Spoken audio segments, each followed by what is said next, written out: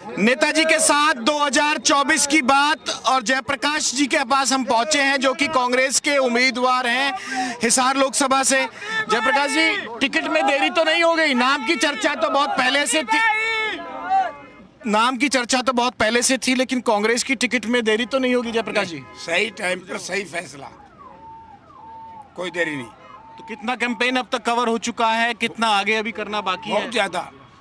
Total गांव, total शहर के वार्ड पूरे कर दूंगा, क्योंकि मेरा कैंपेन राउंड द क्लॉक और 12-22 घंटे प्रतिदिन चलता है। रंजीत चौटाला हो या बाकी लोग हों, एक बड़े सवाल आप पर जरूर उठ रहे हैं कि भाई जो ग्रीन ब्रिगेड के आप सदस्य थे और जो महम कांड की बात थी उसमें भी आपकी वजह से चौधरी देवीलाल बदनाम हुए थे, ऐसा भी लोग या फिर जो नेता हैं वो कह रहे हैं। देखिए, उनकी जुबान है, वो कुछ भी कहें, ठीक है ना जी।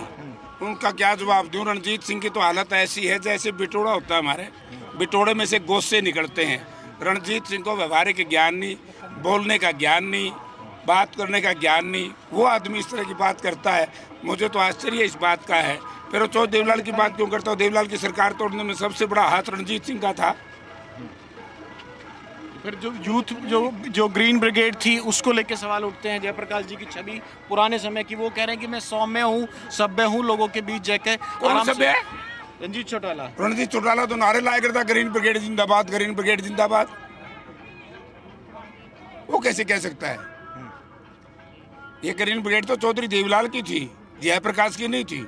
या रणजीत सिंह भरिया कह दो मैं देवीलाल से कोई मेरा संबंध नहीं था।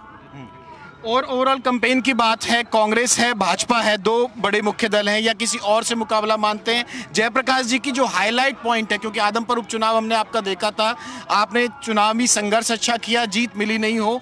आपके मुद्दों पे आता हूं, तो जयप्रकाश यहाँ हिसार में किस तरह से आप अपने आप को सबसे सशक्त बताते हैं? देखिए, यहाँ दो चीजें हैं। 3 बार यहाँ के लोगों ने मुझे MP बनाया। रणजीत सिंह भी लड़ा, पहले भी लड़ा रणजीत सिंह। इसी वोट आई कुल 80,000 और मैं इंडिपेंडेंट लड़ा था। ये कांग्रेस से लड़े थे रणजीत सिंह जी, मैं इंडिपेंडेंट लड़ा था। इसकी वोट आई 80,000, मेरी वोट आई 2.25 लाख। तो रणजीत सिंह को तो वोट देवेगा कौन है? जो अपने परिवार का नहीं हुआ, जो अपने बाप का, पिताजी का नहीं हुआ, किसका होगा? लोगों का क्या करेगा? मुकाबला किससे मानते हैं जयप्रकाश जी? बीजेपी से, इनसे किसी से मुकाबला। उम्मीदवार तो वही है, बस उम्मीदवार है इसलिए स्टैंड कर रहे हैं, वरना रणजीत सिंह का नाम तो को 5% को देवे। और जो जब बात आएगी भाजपा की, कह रहे हैं कि कमल है, 400 का नारा है और उनके पास PM नरेंद्र मोदी जैसा चेहरा है। नरेंद्र मोदी जी की गारंटी थोथी लिखड़गी, थोथी है। इन्हें कहा था 15 लाख रुपये भेजूंगा खाते में। इन्होंने कहा था कि किसान क्या है 2022 तक डबल कर दूंगा। इन्होंने कहा था कि बेरोजगार नौजवान है, हर साल 2 करोड़ लोगों को रोजगार दूंगा। तीनों में झूठ निकली, थोथा निकला। इस पर आप मोदी के ऊपर कोई विश्वास नहीं कर रहा। आप समय देख रहे हैं, ये प्रधानमंत्री की भाषा जो आज बोली है।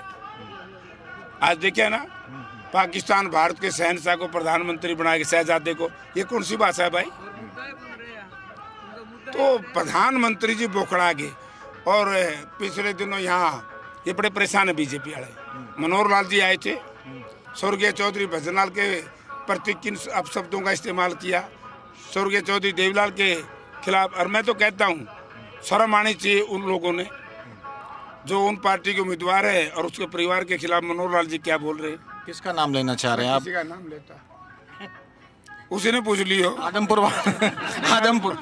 वाला कैंडिडेट थोड़ा ही है जो कैंडिडेट है बीजेपी का।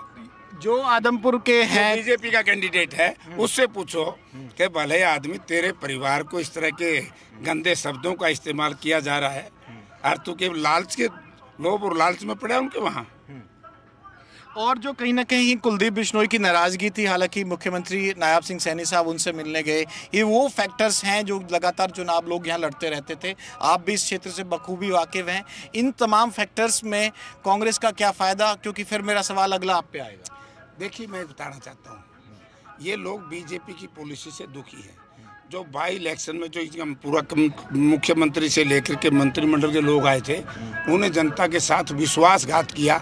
जो बात कही थी उनको पूरा नहीं, अपने वायदों के ऊपर खड़े नहीं उतरे, इसलिए बीजेपी के खिलाफ फैसला है। चौधरी वीरेंद्र सिंह भी आप लोगों के साथ साथ चलते चलते बात कर लेते हैं। आपका कैंपेन है, बस मैं 2 ही सवाल और लूंगा। तो इस पूरे कैंपेन की जब बातचीत हो रही है, तमाम चीज़ हो रही है, कांग्रेस में भी वीरेंद्र सिंह की एंट्री हुई, ब्रजेंद्र सिंह दावेदार थे, ठीक है, टिकट एक को मिलता है, वहाँ तक की बात समझ में आती है। लेकिन क्या कांग्रेस भी इतनी अनुशासित पार्टी है कि अपने लोगों को बांध के रख पाएगी, या आपके साथ सब पीछे खड़े नजर आएंगे? बांधने की जरूरत ही नहीं। ये आदमपुर विधानसभा क्षेत्र है, टोटल आदमपुर के कार्यकर्ता साथी आज इस कैंपेन में लगे हुए टोटल। और 3 दिन पहले रणजीत सिंह ने नॉमिनेशन फाइल किया है, एक भी बीजेपी का आदमी उसके साथ नहीं था। एक हमारे पंडित जी आए थे, रामविलास शर्मा जी, उसी को अपमानित करके भेज दिया। तो उनका तो बुरा हाल उनकी पार्टी का है, वो तो एक समूह है लूट और घसोट करने वालों का। आपके नॉमिनेशन में कौन कौन पहुंच रहा है? चौधरी भूपेंद्र सिंह हुड्डा, उदय भान और कांग्रेस पार्टी के वरिष्ठ नेता। वीरेंद्र सिंह आएंगे? समय होगा तो जरूर आएंगे, क्यों नहीं आएंगे। तो सहायता उनकी मिलेगी? क्योंकि जो बात है, लास्ट सवाल है मेरा बस, जो उनकी सहायता है, क्योंकि पहले सांसद रहे थे, नाराजगी होती है जब टिकट कटती है किसी की, वो आपकी बातचीत हुई है, आगे क्या रुख रहेगा? हुई है, साथ देंगे, साथ एक बात मेरे समझ में नहीं आती, हम टीम में कर लिया, उन्होंने मीटिंग बुला करके ये कहा जींद में भाई कांग्रेस की मदद करनी है, जेपी की मदद करनी है, और वो कह सकते हैं वो मदद कर रही है, करेंगे, कर रहे हैं। एक आखिरी सवाल, आपको अब तक के इस इलेक्शन में, जो पूरा इस क्षेत्र को जानते हैं, आपका जो दावा है आप खुल के कैमरे के सामने कीजिए और बताइए हमें लास्ट में कि क्या लगता है जयप्रकाश जी को, अपने को लेकर, अपनी उम्मीदवारी को लेकर और इस क्षेत्र की जनता के फैसले। देखिए, मैं यही कह रहा हूँ, एक तरफ रणजीत सिंह है, उन्होंने जनता के साथ धोखा किया, बाई इलेक्शन में झूठ लोगों को बका के। हमारा सबसे बड़ा गांव सदरपुर है, सदरपुर की ढाणियों में ये कहा कि हम कनेक्शन बिजली के देंगे। जैसे ही चुनाव खत्म हुआ तो बिजली बोर्ड के कर्मचारियों ने FIR दर्ज करा दी, हमारे पोल चोरी हो गए। रणजीत सिंह बिजली का मंत्री था, हमारे 5 गांव की पंचायती की जिम्मेवारी लेके गया था, बेड़ बबरान ढंडूर की को माल का नाक देंगे, उससे भाग गया छोड़ के। तो रणजीत सिंह उस पार्टी का उम्मीदवार है, इस पार्टी पे लोगों को विश्वास नहीं है। जो माननीय नरेंद्र मोदी जी ने 3 गारंटी दी थी, वो सारी की सारी गारंटी थोथी निकली। आज कोरोना का आप देखे है, जो पार्टी इस देश की जनता के साथ बहुत बड़ा जीवन के लिए खिलवाड़ कर सके, कोविशील्ड का मामला आया इंग्लैंड में, इंग्लैंड की कोर्ट ने कहा कि भाई गलत इसका इस्तेमाल किया गया। और जो इलेक्ट्रोल बॉन्ड था उसमें शायद मैं गलती पे ना हो, 500 करोड़ रुपया बीजेपी ने उस कंपनी से लिया है, जिस कंपनी ने हमारे हजारों नौजवानों को गलत वैक्सीन लगाने की वजह से जिन्होंने अपने प्राण न्यौछावर करने पड़े। तो इनका क्या है यार, मैं बताऊंगा मैंने क्या किया है। मैं MP था, बरवाड़ा में थर्मल पावर प्लांट हुड्डा साहब हमने रिकमेंड किया, हुड्डा साहब ने बनाया। हिसार के अंदर यूनिवर्सिटी बनाई हमने, हांसी रोहतक रेलवे लाइन को जुड़वाने का काम किया हमने, एक्सप्रेस हाईवे बनाए, हिसार शहर को काउंटर मैग्नेट टाउन बनाया, बहुत काम हमने किए। लेकिन रणजीत सिंह 5 साल से मंत्री है, ये बता दे कि लाइन मैन की भी बदली करी हो।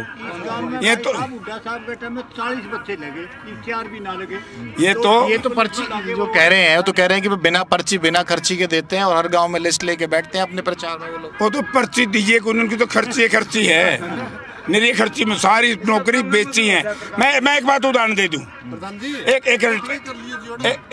एक रिटायर्ड ऐसी है, एक रिटायर्ड ऐसी है, रणजीत सिंह ये बताए कि वो क्या काम करता है, और नहीं सत्ता परिवर्तन के बाद हम बताएंगे कि उस व्यक्ति का क्या काम है। भाई रिटायर्ड ऐसी क्यों लगा रखा है, अब देख लो किसके लिए लगा रखे, क्या लोग। इलेक्शन किस तरह बनता हुआ हिसार का आपको नजर आ रहा है? मुकाबला जिस तरह से आपने कहा बीजेपी से होगा। आखिरी सवाल मेरा आपसे यही है, जयप्रकाश जी को क्यों लगता है कि हिसार में आपका दावा मजबूत है? मैं हिसार का चेता हूँ, हिसार का प्यारा हूँ, हिसार का लाडला हूँ। हिसार की जनता ने मुझे हमेशा 2-2 लाख वोट से जितवाया है। कैथल कलायत वाली बात भी आ जाती है फिर कि वहाँ से भी चुनाव लड़ते रहे? तो लड़ता तो मैं नरवाना से भी रहा हूँ, जो पॉपुलर होता है वही अलग जगह पर चुनाव लड़ता है। कहीं से भी हरियाणा में। तो क्या लग रहा है आपको? फाइनल कमेंट नहीं कर रहे हैं आप मेरे बीच में, फाइनल कमेंट का आपका दावा क्या है? मेरा दावा ये है कि मैंने इस इलाके की पहले भी सेवा की है, मैं 3 टर्म मेंबर पार्लियामेंट रहा हूँ और आगे भी मैं ही सेवा करूँगा।